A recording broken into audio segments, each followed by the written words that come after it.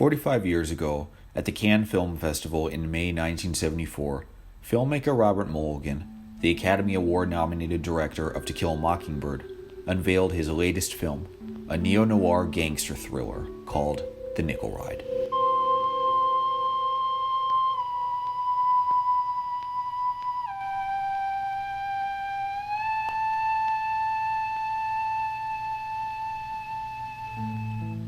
In the early 1970s, a young up-and-coming screenwriter named Eric Roth was just beginning his career. According to author Patrick McGilligan, Roth's first screen credit was on the 1970 civil rights documentary I Am Somebody. Around this time, Roth was studying at UCLA and had submitted a screenplay to the Samuel Goldwyn Writing Contest. The screenplay, a fictional biopic about social activist Jerry Rubin, was never filmed, but it won an award, and pretty soon, Roth had landed an agent. His first professional job was to write To Catch a Pebble, which was filmed in Israel and which also got released in 1970, but apparently it can't really be seen nowadays. In 1972, CBS hired him to write the teleplay for The Strangers in 7A, starring Andy Griffith and Ida Lupino. Then, at the age of 28, Roth had a dream, an anxiety dream of some sort, from which he can only recall that he felt a sense of his own mortality. When he woke up, he began thinking about how this idea might work for a screenplay. He wondered what sort of character would experience such anxiety in a story, and what kind of profession would work for that. Finally, he decided on writing a film noir about a fixer for the mob who would use his profession to hide his paranoia about his mortality and the realization that he's on his way out. Roth was a big fan of film noir, having read everything in the genre. He cites Knock on Any Door as an example of a story which influenced his writing style. Out of this process emerged a screenplay entitled 50-50. The script centered on a protagonist named Cooper, a key man who controls access to warehouses which are rented out by his clients in the Los Angeles mafia underworld. Oh, Elias? Cooper. I know the time. I need an answer, I got people waiting. What's the problem? In the script, Cooper was a middle-aged man who's feeling anxiety at the knowledge of turning 50 years old, hence the title 50-50. However, when the script got to director Robert Mulligan, who by this point was himself a middle-aged man who was on the verge of turning 50, he saw the material a little differently.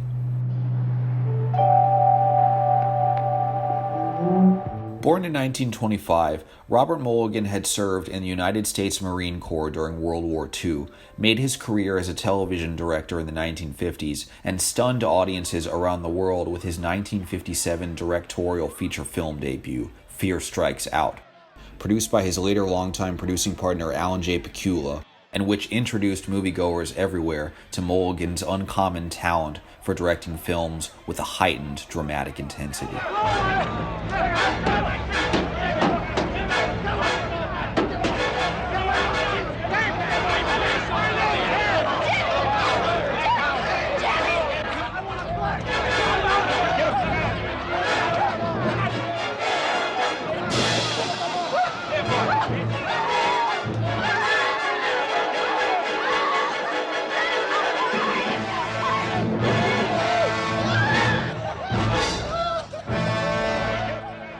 In his early dramatic films, you can also sense Mulligan flirting with thriller elements.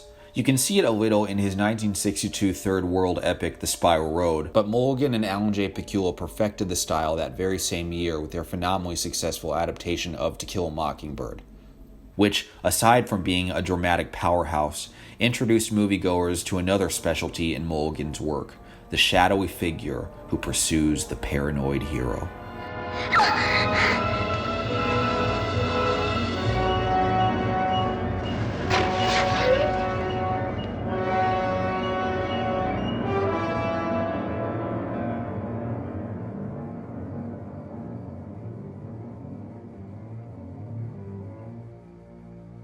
However, it wasn't until 1968 that Mulligan directed his first full-fledged thriller.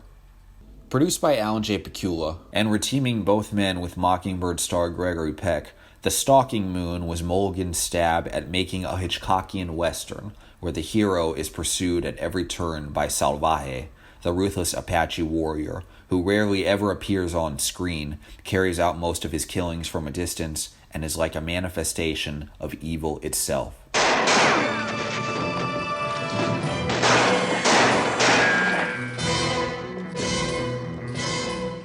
I think The Stalking Moon is a great film. It deserves a video essay of its own, but unfortunately it flopped at the box office.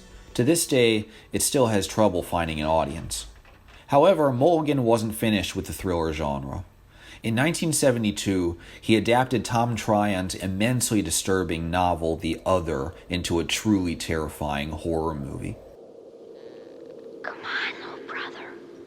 It's all right. Don't be scared. Come on. Come on. Come on.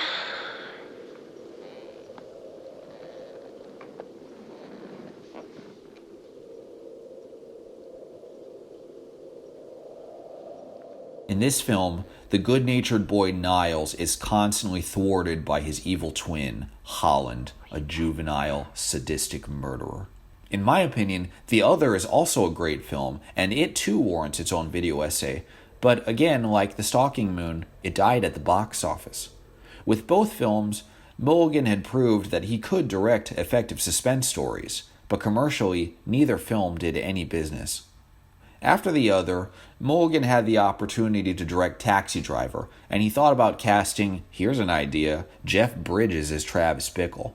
Another actor who Mulligan had considered to cast as Travis Bickle was Jason Miller, whose first big success had been as a playwright in the world of theater, as the author of That Championship Season, winner of the 1973 Pulitzer Prize for Drama. Miller had achieved unexpected and overwhelming success on the screen as the star of William Friedkin's adaptation of The Exorcist, and overnight he'd become an unlikely Hollywood sensation. Look, your daughter doesn't say she's a demon. She says she's the devil himself. Now, if you've seen as many psychotics as I have, you'd realize that's the same thing as saying you're Napoleon Bonaparte. However, when the William Morris Agency offered the part of Travis Bickle to him, Jason Miller turned down the part because he was repulsed by Taxi Driver's subject matter.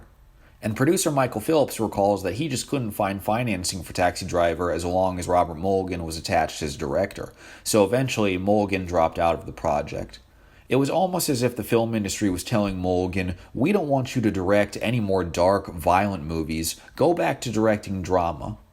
Sometime during this period, Eric Roth had gotten Chartoff Winkler to read his 50-50 script. By this time, Roth was represented by the William Morris Agency, which also represented Robert Mulligan. Somehow, the 50-50 script got to Mulligan, who liked it and signed on to direct it. Mulligan decided to change the project's title from 50-50 to The Nickel Ride. Eric Roth didn't understand the new title. Mulligan explained to him that a nickel ride is when you can't find anything you can pay a nickel for. Actor Bo Hopkins recalls that Mulligan told him that the new title had something to do with the film's subplot about Cooper's memories of a carnival and his nostalgia for an old place which doesn't exist anymore. I bought this with my first dough from the carny. 28 bucks. 28 bucks. Been to places you rubes never even heard of. Been around the U.S. 10 times, never missed a tick. Baloney, it's a cheapo, it's old junk. Who you trying to kid, Keys? Blue Moon. Wilkes-Barre, Hazleton, Copperopolis.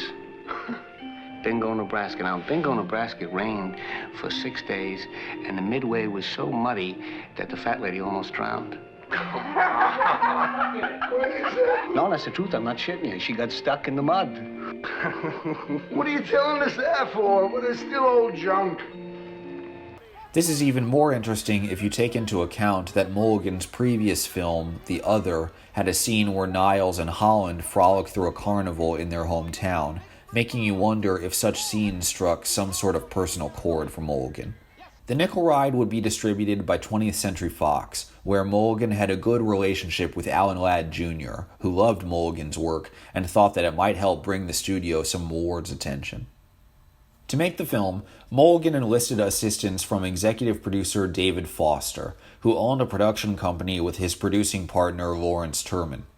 Turman had been friends with Mulligan since the production of Fear Strikes Out, in the days when Turman had worked as an agent and had secured actor Adam Williams a role as a psychologist in that film. Both David Foster and Lawrence Turman would receive executive producer credits on The Nickel Ride, although Turman insists that his credit was in name only and that he did no actual work on the film. Mulligan would act as the film's main producer through his company Boardwalk Productions. However, Lawrence Turman now believes that it might have been a mistake for Mulligan to produce his movies himself. No one could deny that Mulligan was a very talented director, but it's possible that he lacked the strong business sense which somebody like Alan J. Pakula had, and which is required of every producer in order to get one's movies out there and find an audience. In the 1960s, most of Mulligan's films had been produced by Pakula, and together they'd made some very successful films. But by the 1970s, when Pakula was producing and directing his own movies, Mulligan had been left to his own devices. And while Pakula found major commercial success in the early to mid-70s with suspense thrillers like Clute and All the President's Men, Mulligan had managed to make only one commercial success during this period, with the lighthearted romantic drama Summer of 42, which is a terrific movie, but everyone already knew that Mulligan could direct light drama. His thrillers up to this point had all flopped. Now, with The Nickel Ride, he would give the thriller genre one last try. So, while Martin Scorsese was in the process of formulating a vision for a more realistic, revisionist kind of gangster picture with Taxi Driver, Robert Mulligan, by comparison a far more old-fashioned Hollywood director, would set out to make a more classical gangster film noir with The Nickel Ride.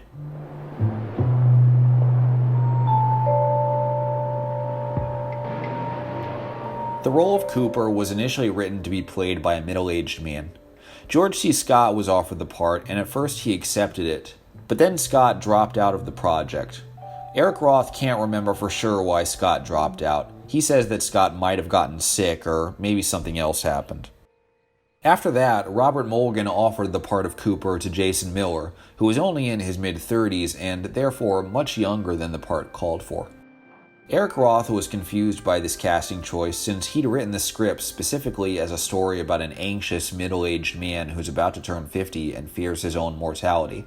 Robert Mulligan, however, was in his late 40s at the time and therefore was about to turn 50 himself, yet he argued that everybody in life is afraid of their mortality, an explanation which Roth found rather generic.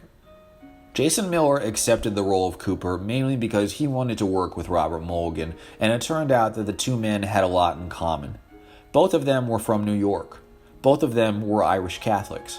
Both of them had studied the priesthood when they were in college, and they both had initially planned on becoming priests before switching to careers in entertainment. And, tragically, both men would battle alcoholism for most of their lives. Jason Miller may have been too young for the role of Cooper as it was written, but I think Robert Mulligan's instincts were onto something by casting this particular young actor in the role. Although Jason Miller was only in his mid-30s when he did The Nickel Ride, when you watch the movie, he looks older. He projects a constant sense of dread and unease throughout the film, the kind of unease you'd normally expect from a man who's already lived half a life.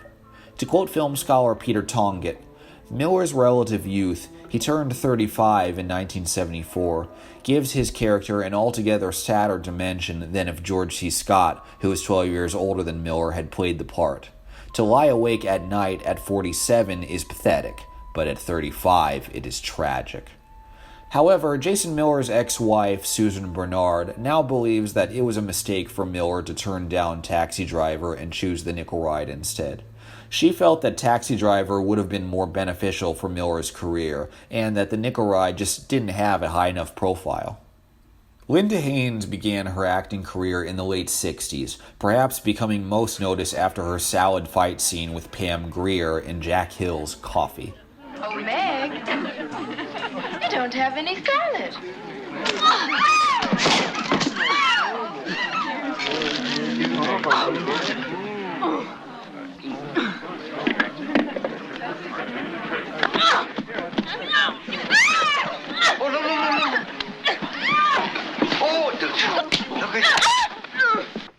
Coop? What are you doing up? When you get up, I get cold. For the nickel ride, Haynes was asked to read for the role of Cooper's girlfriend, Sarah, or Georgia as Cooper affectionately calls her throughout the film. Where are we gonna go? I don't know, maybe we'll go to Vegas. Just me and you, Georgia. Hey, Kino girl, what was my lucky number? 22. 22. I almost forgot. What? Happy birthday. Haynes was familiar with Robert Mulligan's work, mainly To Kill a Mockingbird and Summer of 42, and she knew that he was the creme de la creme of directors. She remembers that she went to 20th Century Fox, did an interview, then Mulligan gave her a few pages and she did a reading. It went well, and she felt confident that Mulligan had a real grip on the material.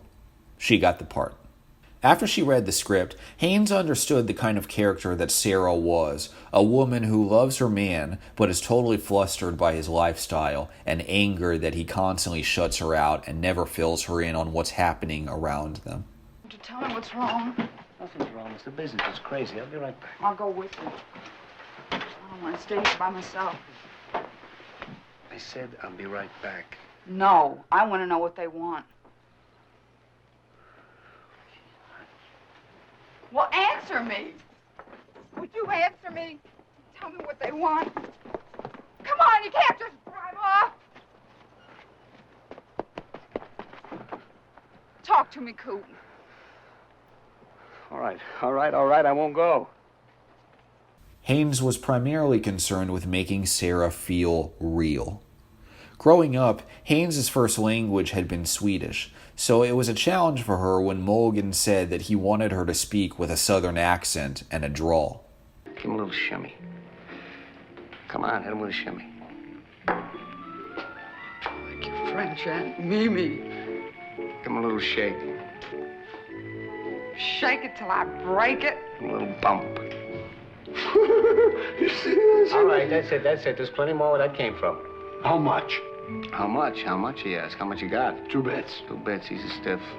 Show's over. Oh, Sarah, come on. I mean nothing with the 2 bits. Everyone tells me about the key man. I'm real pleased to meet you. Oh, man, I could learn from you. Things work out like Mr. Carl said, you and me be in class together. Nice student-teacher thing. Right tight. Hell, there you are, Mr. Cooper. Up there with the greats. Babe Ruth, Marciana, John L. Sullivan, and the key man. Who's the greatest? I don't know, but they're all dead except one. How old are you, Turner? Old enough to know better. Young enough to do it again. Hell, I got plenty of time. Bo Hopkins began his acting career in the mid-1960s, quickly achieving status as a famous character actor. With such memorable roles as the psychotic Crazy Lee in Sam Peckinpah's The Wild Bunch. Hey, they was playing Gather at the River. You know that one? Say that!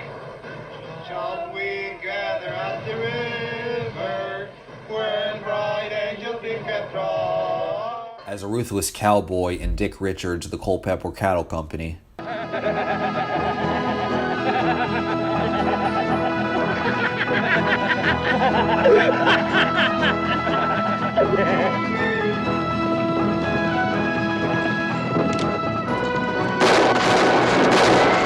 And as Pharaoh Joe in George Lucas's American Graffiti. 1, you chicken out in that case I let ants tie you to the car and drag you around a little bit, and you don't want that, right? No. 2, you foul up and Holstein hears you, and well, you don't want that, right? No, I don't. 3, you are successful, and you join the Pharaohs with a car code and a blood initiation and all that, huh? What? Wait a minute, what's blood initiation? Hopkins' agent, Diane Davis, arranged a meeting between him and Robert Mulligan. Hopkins remembers being both honored and nervous to meet Mulligan, because to him it was like meeting a cinematic legend. The meeting went well, and 2 days later, Hopkins was given the part of Turner, the film's antagonist, a yapping cowboy from Tulsa who annoys Cooper left and right, yet also poses a sinister threat to him.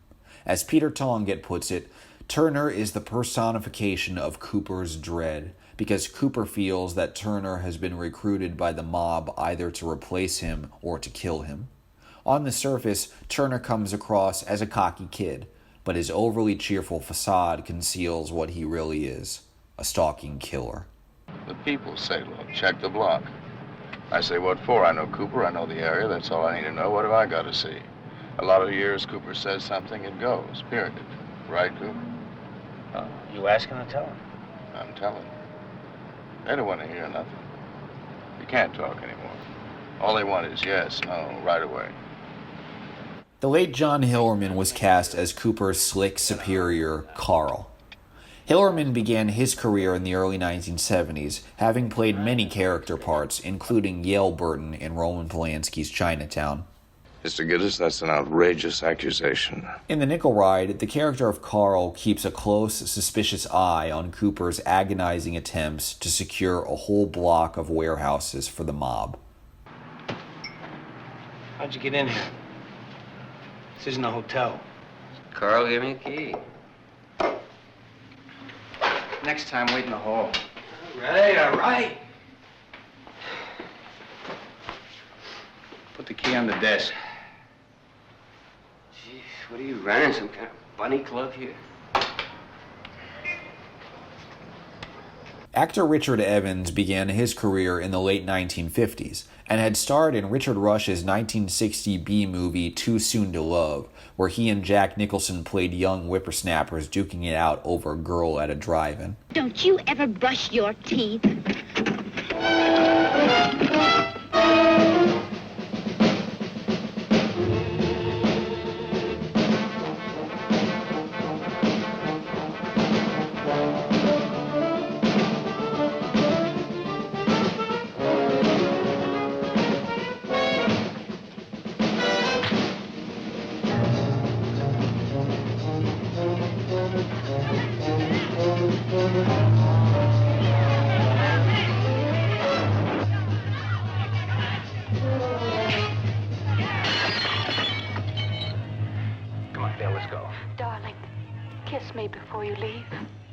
In the early 1970s, Evans co-starred in Stan Dragotti's Dirty Little Billy, which had flopped, but Robert Mulligan saw it and wanted to cast Evans in The Nickel Ride as Bobby, a lackey for the mob. True to the genre of film noir, the character of Bobby could be described as the Alicia Cook Jr. role of the film, the would-be tough guy who immediately earns the disdain and disrespect of the hero.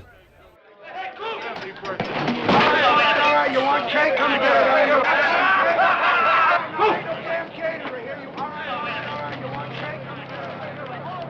Here. Happy birthday, Coop. Thanks, Harry. Lee DeBrew had been acting since the late 1960s, and his long list of character parts included a cop who gets run over by a car in Coffee and a chuckling cop in Chinatown. Nope. Your wife got excited. She crossed her legs a little too quick. You understand what I mean, pal? DeBrew was a member of a repertory theater known as the Company of Angels, whose members included such actors as Harvey Gold, cast in the film as the street merchant Chester, and Victor French, who would play Cooper's bartender friend, Patty. I'm not like you, Coop. I don't need this neighborhood, this joint. And that's how fast I could sell this place I wanted to. I might just do it, too. What are you gonna do then? Take a cruise. A what? A cruise, one of them boat things. You know, it's getting worse all the time. People selling out, moving out. Nothing but parking lots. High-rise and goddamn parking lots.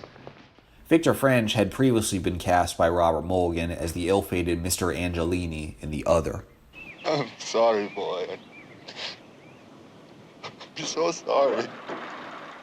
It's all right, Mr. Angelini. It wasn't your fault. It was an accident. The reason why Mulligan cast such a wide variety of character actors in The Nickel Ride was because he wanted a large majority of the supporting cast to be played by guys who could convincingly act as if they were all from the same neighborhood and hung out in the same bars together. DeBrew was a fan of Mulligan's work, particularly To Kill a Mockingbird and Summer of '42. In The Nickel Ride, Mulligan cast DeBrew as a gangster named Harry, and DeBrew did research for the part by learning how to play Happy Birthday on his harmonica and by finding out how such gangsters made a living. He discovered that gangsters were in the art of swamping.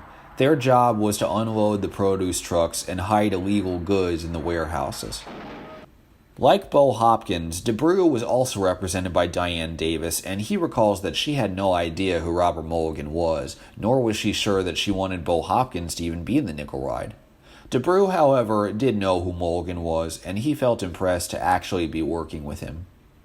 And when all was said and done, Mulligan had assembled an impressive cast of characters for his modern-day film noir.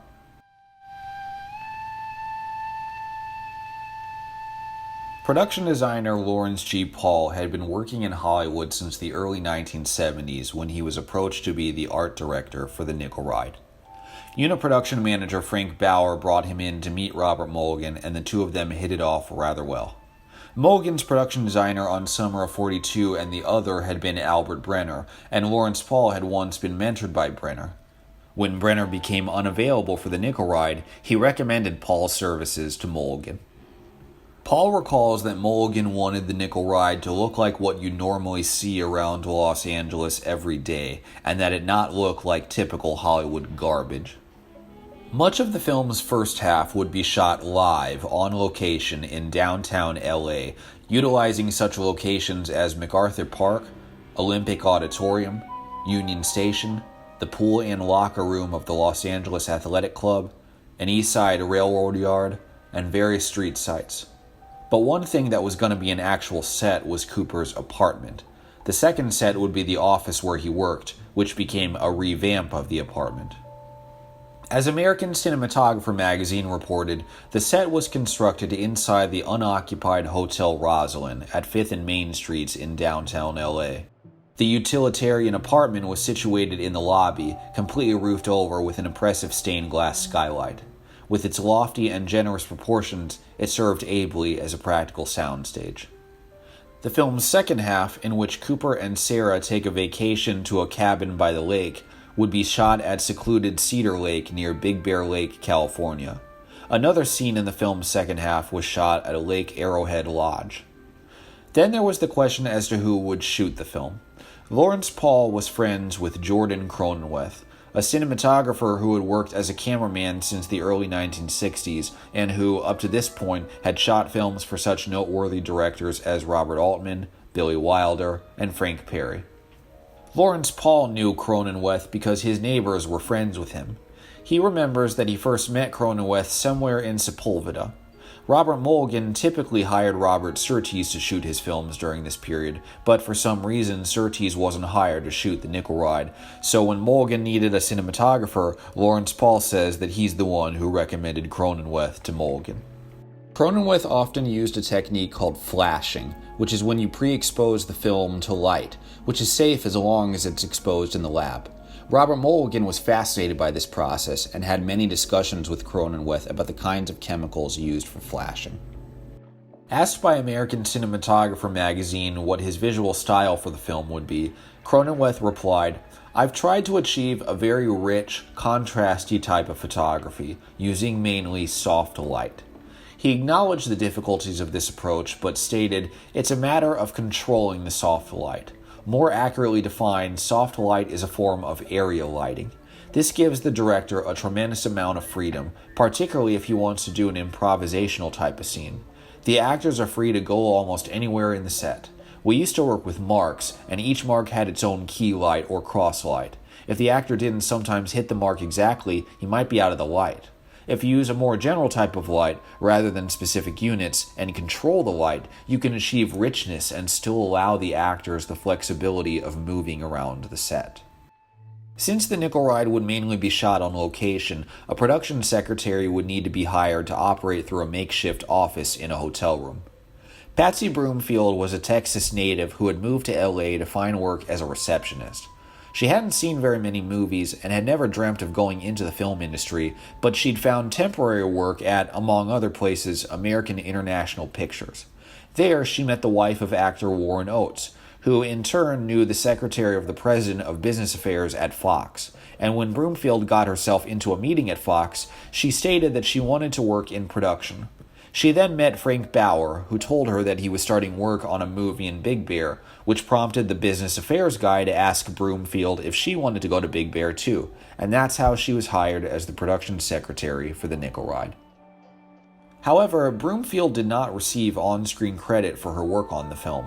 She believes she didn't get credit because she didn't know any of the women who did the exact same things that she did, and the studios in those days, quote-unquote, couldn't afford extra credits. Production secretaries who worked on location weren't protected by unions. She was always more focused on getting the jobs, which meant working for less money to get those jobs.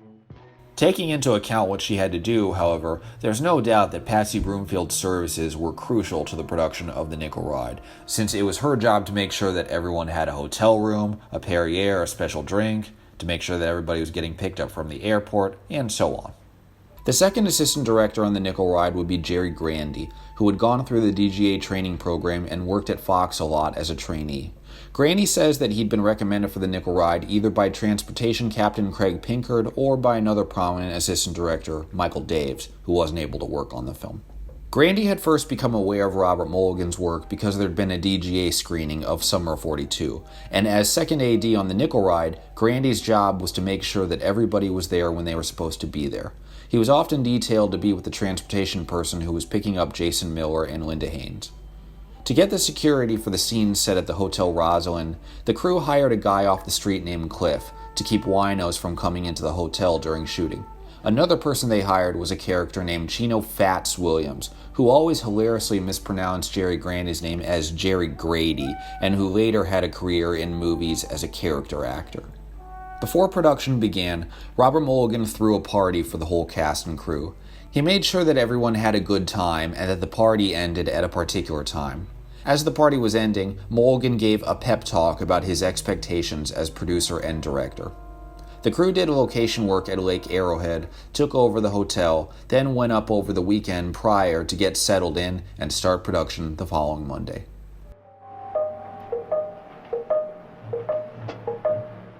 If there's one thing that the cast and crew of the Nickel Ride seems to be in unanimous agreement on, it's that everyone was in awe of Robert Mulligan's skills as a director. Patsy Broomfield remembers one day on the set when a hairdresser said that she was going to do something about Linda Haynes' hair, and then Mulligan testily responded, "Do not touch Linda's hair." To play the character of Sarah, Haynes had a mixture of gold and white hair, and all she had to do was wash her hair, pull it up, twist it around, and then it'd be dry in 30 minutes, leaving the most beautiful curls. Therefore, it would have been a sin for a hairdresser to mess with it. Broomfield was surprised that a male director like Mulligan would be so particular about an actress's hair. It gave Broomfield some insight into the sensitivities of what kind of production this would be. Let me try. You roll and we'll be stranded out here and I'll freeze to death. Just for a minute. It's good for the bust. Oh. Row away.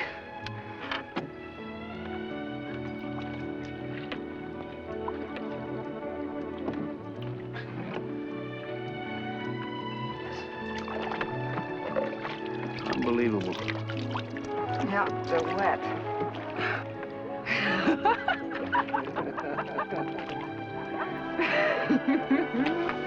What's happening? They're getting bigger. Yeah. Linda Haynes says that working with Mulligan was great because she was afraid of bad-tempered people, but Mulligan never lost his temper. He was always in control, explained what he wanted, and he was very easy to work with. Bo Hopkins agrees. He loved Mulligan. If an actor was doing something wrong, Mulligan would tell them. However, Hopkins remembers being stressed during the filming of the scene where Turner is driving Cooper around. This was a new scene which Eric Roth had just written into the script. It took all night to shoot it, and there was a lot of dialogue. Hopkins barely had any time to memorize his lines in this new scene, and he found it difficult to have to drive and talk at the same time. Richard Evans says that the best thing about Robert Mulligan was getting to watch him direct actors with very few words. Mulligan was not the kind of director who bored actors to death giving them roadmap instructions about their characters. All Mulligan did was give his actors a handful of key words to work with, and boom, the actors were in character. Evans also thought that Mulligan was delicate with the camera in a good way. That being said, Evans recalls at least one awkward moment with Mulligan. Evans was a big movie buff, and at one point on the set, Evans misquoted something which he'd attributed to French director Jean Cocteau, and Mulligan immediately corrected Evans. It's not that they didn't get along, just that Evans found Mulligan to be very quiet for the most part, and he found that Mulligan tended to have a very dark Irish sense of humor, so the two men did not enjoy a close actor-director relationship. However, Evans did enjoy a friendship with Jordan Cronenweth, and he loved Cronenweth's style of shooting with soft lighting and sharp images. In the film, Cooper's first big crisis comes when his retiring gangster friend, Paull, is unable to persuade the boxer Tanazi, played by Mark Gordon, to throw a fight. Paull is played by Lou Frizzell, who had been one of Mulligan's favorite actors, having been cast as a train station clerk in The Stalking Moon. I'm afraid this won't take them to Columbus. It's about you can't cross them into Ohio on the Rebel line.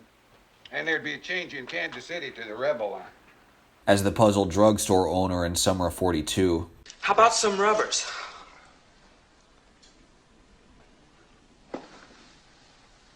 Pardon?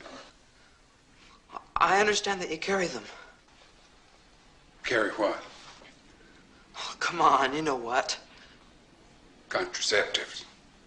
Yeah, right. And you want to buy some? Yeah. What for? Come on, you know what for. All right. And as the mortified Uncle George in The Other. Oh, my God, my George, God. what is it? George, what is it? George, what is it? What happened? Oh, my God, no! As in The Other, Frizzell's task in The Nickel Ride was to play a once happy man who exits the picture learning a terrible truth. The character of Paull wants to leave the mob behind, get out of town, and open a sporting goods store, but now he's a marked man, and Cooper fails to protect him. I was going to get out. Silly son of a bitch. Wop had to win. Couldn't sit down. Why's he got to do that? I didn't ask for this. I mean, I'm going to open a store. My kid's starting to shave. Coop, you got to talk to them. They always listen to you. Everybody knows that.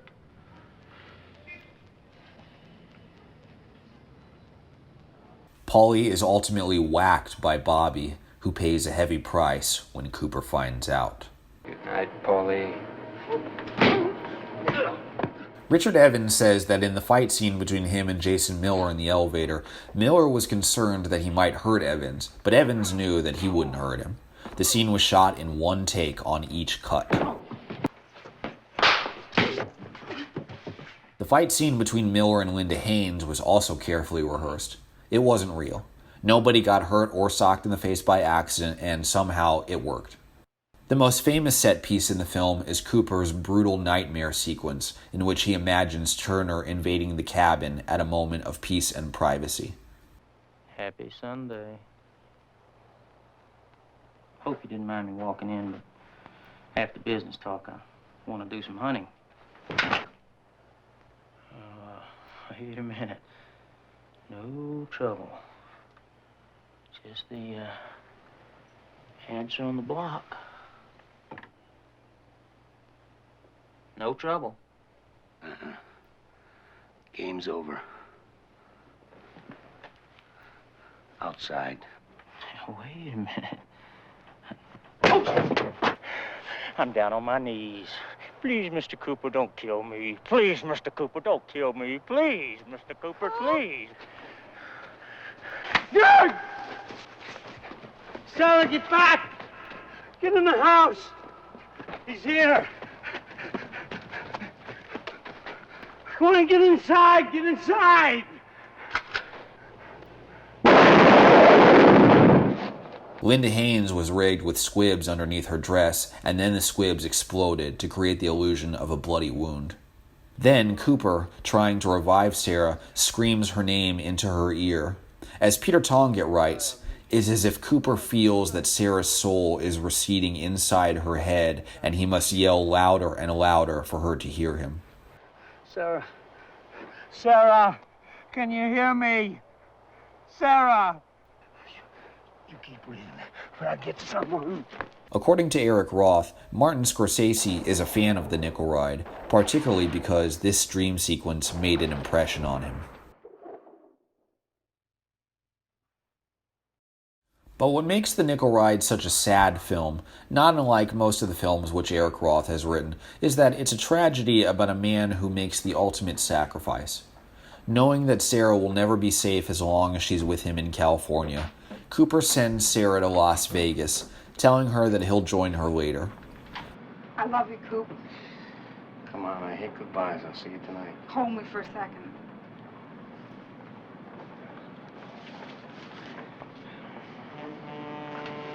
You take care. Every time I see the film, my heart always breaks during this scene, knowing that Cooper will never see Sarah again. Unfortunately for Cooper, the climactic fight with Turner is not a dream. It's the reality. Mr. Cooper? Oh. I'm sorry, Mr. Cooper. Goddamn, I'm sorry. You lost control. Then, as an audience, we're granted a brief, visceral moment of catharsis when the hero fights back against the stalking villain and manages to kill him.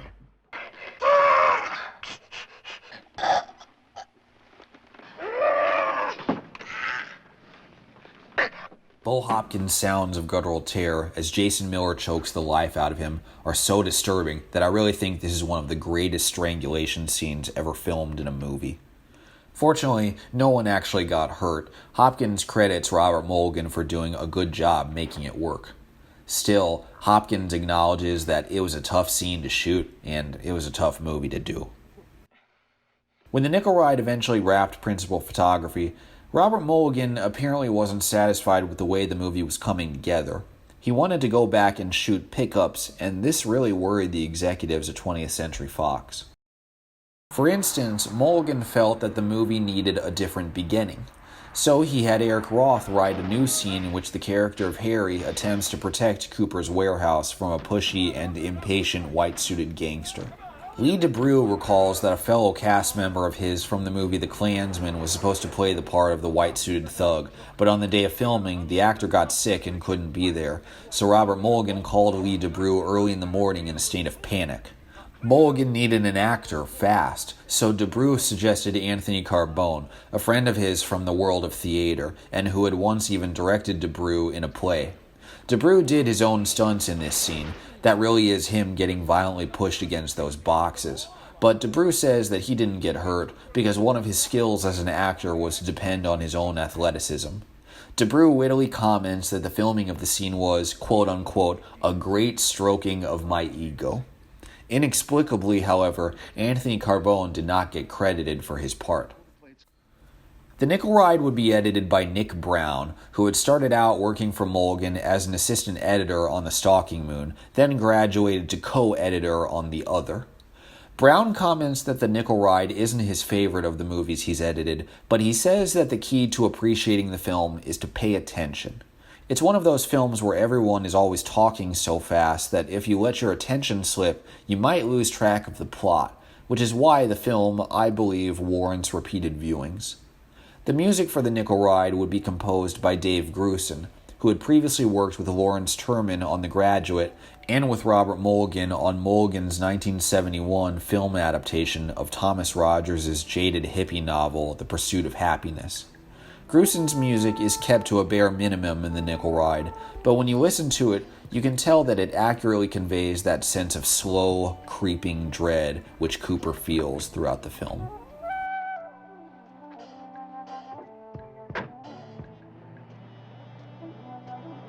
The Nickel Ride was officially selected to be in competition at the Cannes Film Festival in May 1974, where it premiered alongside other such prestigious movies as Steven Spielberg's The Sugarland Express, Hal Ashby's The Last Detail, Robert Altman's Thieves Like Us, Ken Russell's Mahler, and Francis Ford Coppola's The Conversation, which ended up winning the Palme d'Or.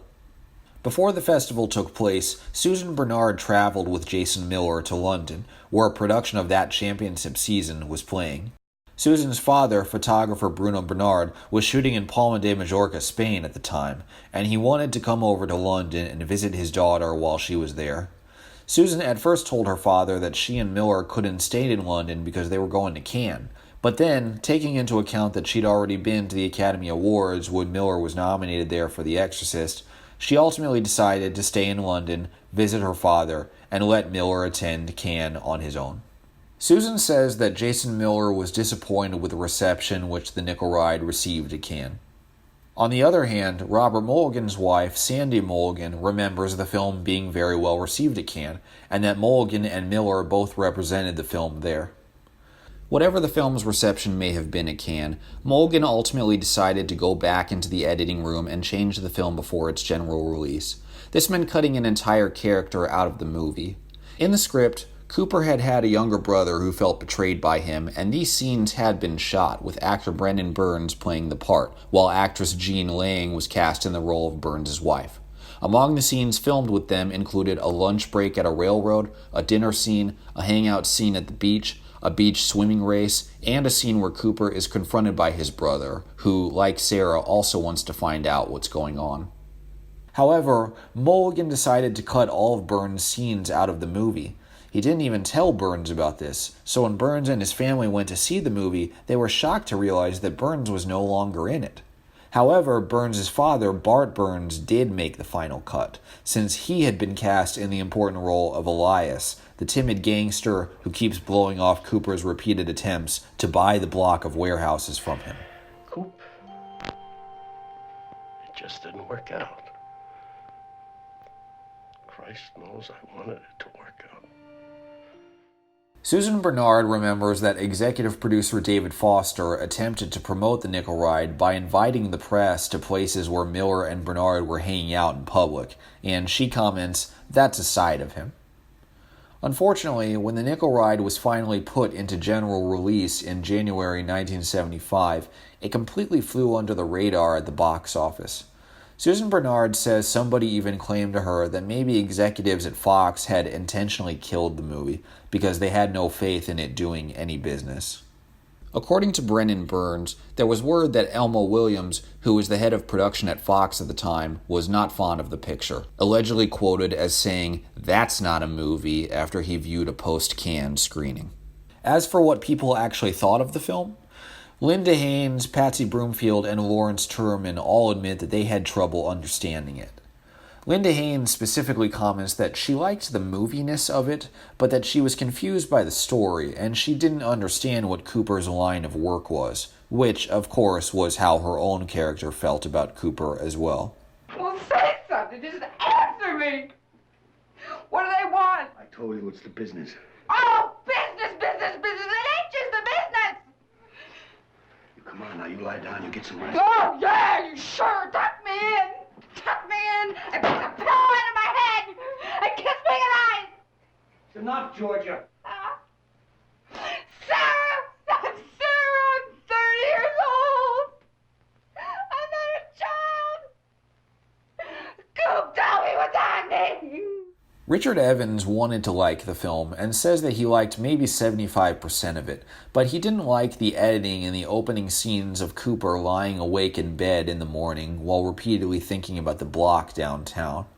Evans did enjoy the moment towards the end where Cooper and Bobby reunite in the bar after Bobby has recovered from Cooper's beatings. Evans thinks the film could have used more humor to help take a load off its generally downbeat tone. Susan Bernard says that she also wanted to like the film and that she thought Jason Miller was very good in it, but it was hard for her to deal with the film as a whole because she still felt that it was a mistake for Miller to have been in the movie in the first place. She does add that when her mother saw the film, her mother enthused that Miller looked like Tyrone Power. Asked what Miller himself thought of the film, Bernard replies that Miller tended to be vague in his feelings about it. Lee DeBrew isn't sure that he ever even saw the whole movie. He couldn't attend the screening for the cast and crew because it took place on the same day as his wedding. He remembers that people who did see the film were confused by the character's constant references to quote-unquote the block. The block's nothing but bullshit. In the end, DeBrew gets the impression that the film just disappeared and that it had no real theatrical release. Bo Hopkins thought it was a damn good movie, and like Martin Scorsese, he loved that dream sequence. Hopkins believes that the film flopped because it came out at the wrong time. Lawrence Paull liked the film, but he was disappointed that it flopped. At the same time, he acknowledges that it might have flopped simply because it was a movie about a loser. Eric Roth believes the film flopped because audiences found it too odd. He has also admitted that perhaps the film would have been more successful if George C. Scott had played Cooper as originally intended. I think maybe, honestly, put Jason Miller aside, it might have been a more interesting movie with George C. Scott because it might have been more appropriate for the age. Because one thing I always argued with Bob about was because, Jason's how old? I don't even think he's 35 years old. Pretty young. And I didn't know how the sort of theme of the piece worked then, even though he looks obviously much older because he has that rugged quality. So I guess that would be part of it. Following his debut on-screen starring performance in The Exorcist, The Nickel Ride marked Jason Miller's second starring role, as well as his last. After this, he would never play a leading role in a movie ever again, limiting himself only to supporting roles in other films. The box office failure of The Nickel Ride certainly didn't do anything to boost his image as a Hollywood movie star, but then again, he'd lost interest in Hollywood anyway. He would focus much of his remaining energy in the late 1970s attempting to get a feature film adaptation of that championship season made, finally directing it himself in 1982. Jason Miller died in 2001. He was only 61 years old. You can learn more about his fascinating life story in the documentary Miller's Tale. Linda Haynes quit acting in the early 1980s after appearing in such films as Rolling Thunder, Human Experiments, Brubaker, and The Drowning Pool, the latter of which Eric Roth did an uncredited rewrite on. Haynes kept a low profile throughout the next couple of decades, but resurfaced in the 2010s, and she now maintains a Facebook page for her fans. One of her fans is Quentin Tarantino, and Tarantino is on record as also being a fan of The Nickel Ride, having featured The Nickel Ride in the first QT Fest in 1997. Bo Hopkins says that The Nickel Ride was beneficial for his career, and that he occasionally kept in touch with Robert Mulligan over the years which followed. Among the big movies Hopkins appeared in afterwards were John Schlesinger's adaptation of The Day of the Locust, Alan Parker's Midnight Express, and Oliver Stone's U-Turn. Richard Evans says that the last time he saw Jason Miller was at a French premiere of some other movie. Miller failed to recognize Evans, though he was polite when Evans reminded him who he was. Aside from acting in the occasional movie and TV show, Evans has also become an independent filmmaker, and in 2004 he directed the indie film noir Harry Monument. Lee DeBrew achieved cult status appearing in several westerns, and perhaps his most memorable subsequent part was in the 1980s as the villainous Sal in RoboCop. Frankie, blow this cocksucker's head off. Ooh, guns. Come on, Sal. The Tigers are playing tonight. I never miss a game. Lawrence Paull regrets that he never kept in touch with Robert Mulligan after The Nickel Ride, but he did keep in touch with Jordan Cronenweth. On The Nickel Ride, Paull and Cronenweth had been tasked with visualizing contemporary Los Angeles. Then, in 1982, they teamed up again for Blade Runner.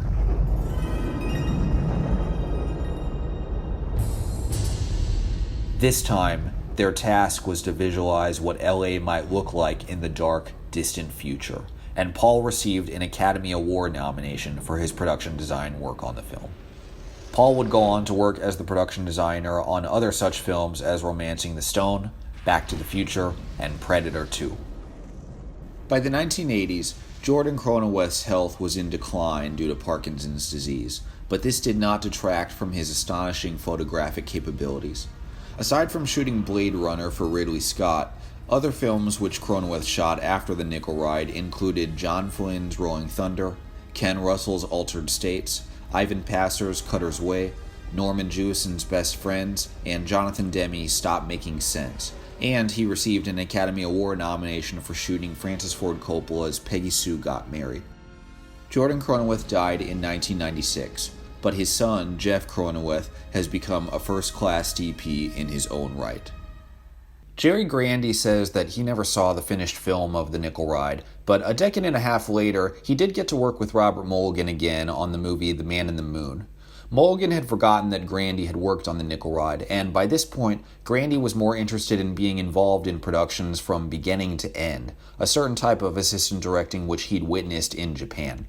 This was a new concept to Mulligan, who wasn't at all sure if he was interested in it, but he finally told Grandy, "I've never allowed anyone to be that involved in what I do, but I can see how it might be an advantage in some cases, so let's give it a try." There were a couple of times after The Man in the Moon when Grandy and Mulligan came close to working together once more. They were even invited by producer David Brown to a meeting for a project at Disney, where they quickly realized that nobody there had a copy of the script, something which Mulligan insisted they bring before proceeding with the meeting. Mulligan then explained his vision, but unfortunately the meeting failed when one person in the room insulted Mulligan by saying, "I've heard that you're difficult to work with." In spite of the commercial failure of The Nickel Ride, the film established Eric Roth as a real screenwriter. He did keep in touch with Robert Mulligan, and Mulligan and his wife Sandy were godparents to Roth's son. It took Roth a couple more decades of uncredited writing work, and then various other credits, before he was finally catapulted into the mainstream in 1994 after writing the adapted screenplay for Forrest Gump, which won him an Academy Award. Roth's subsequent work has included writing the screenplays for Michael Mann's The Insider, Steven Spielberg's Munich, David Fincher's adaptation of The Curious Case of Benjamin Button, and most recently, Bradley Cooper's remake of A Star is Born. As for Robert Mulligan, when The Nickel Ride flopped in 1974, it took Mulligan 4 more years to direct another movie in Hollywood. He tried to get several projects going. He and Eric Roth even tried to adapt the book A Day No Pigs Would Die into a film, but such projects never materialized. When Mulligan finally did return to the director's chair in 1978, he would spend the remainder of his career directing the kinds of light dramas and romances that he'd once been better known for. The most noteworthy commercial success during these later years was his 1978 adaptation of Same Time Next Year, and he earned one of the strongest critical receptions of his career with 1991's The Man in the Moon, which would be his final film. But he never directed another thriller. The Nickel Ride was his last word on that genre. And when Mulligan died in December 2008, at the age of 83, all of the obituaries mainly focused on one movie, To Kill a Mockingbird, the commercial success of which had cast a shadow on practically everything he directed afterwards. Hey, I love To Kill a Mockingbird as well, but if I've achieved anything with this video essay, it's that it's made you want to go out and watch Robert Mulligan's other movies. Because, and I feel very strongly about this, his legacy does not begin nor end with To Kill a Mockingbird. He was one of the finest directors this country has ever had, and he directed tons of great films in several differing genres, including the thriller genre. And in my opinion, The Nickel Ride is one of Robert Mulligan's very best films. Yes, in some ways the film is flawed. Yes, it would be nice to see the deleted scenes if the footage still exists anywhere. Yes, it's a nuisance that there's no English subtitles on the 2011 Shout Factory DVD, since everyone in the movie talks so fast and the dialogue isn't always easy to make out. Yet the film we got in the end is haunting, thrilling, and finally, an emotionally stirring classic film noir about a guy who's run out of options in life and slightly redeems himself by putting his girlfriend out of harm's way, even though it costs him his life. Oh, Coop, watch out, you're gonna lose her. Let me tell you, that's one fine woman. I got a nose for good people.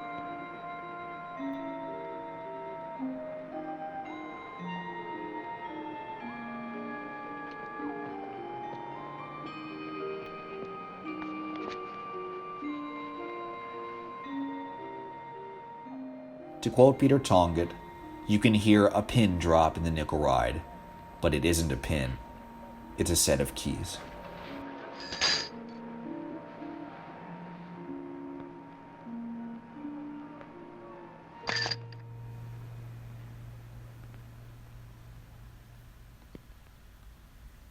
Thanks for watching.